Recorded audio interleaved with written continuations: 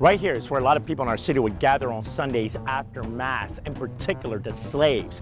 So the story is they would gather in this area, dance, perform ceremonies like voodoo ceremonies. There's sources claiming that perhaps Marie Laveau, the city's most famous voodoo queen, performed ceremonies here. What I really wanted to know, though, when I first took one of these tours about 13 years ago, I wanted to know why there was a voodoo queen in a Catholic cemetery. That's what I wanted to know. What I found out stunned me. She was actually a devout Catholic.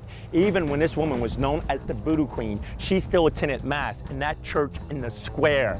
So you come in here, the story is, you put 3 X's on her tomb, you make a request, if it's granted, you're supposed to return, circle the 3 X's you marked on her tomb, then leave her an appropriate offering. If you mark on a tomb, most likely your exes will not be there if you come back, because they've painted and they've cleaned this tomb up so many times over the years, it's not even funny, okay, ladies and gentlemen? So seriously, don't mark on a tomb. Instead of marking on a tomb, what I've seen individuals do, they'll leave 3 objects. You see the 3 coins here? They'll leave 3 cigarettes, 3 cigars, whatever 3 objects they may have with them. If they don't have anything, they'll knock on her tomb 3 times, or turn around in front of the tomb 3 times, stomp their foot here 3 times. I've seen people walk out of the cemetery backwards, bowing to the tomb 3 times, and they'll come back if they feel the request is granted and leave offerings. As you see, this area has been cleaned up. You don't know it, but it's been cleaned up.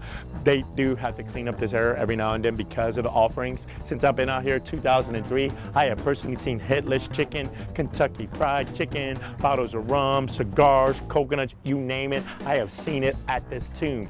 Come to find out, voodoo is actually a religion that is, originating over in West Africa. Now my understanding is, of course, with the Atlantic slave trade, the slaves, they weren't allowed to practice their religion in the New World. So generations later, you now have a population of individuals, as far as I'm concerned, who no longer recall their traditional West African religion. They may have recalled some of the rituals. So they're performing these voodoo rituals, yet I feel they were combining them with their Christian faith-healing beliefs and Native American shamanism, and you have what is better known today as hoodoo.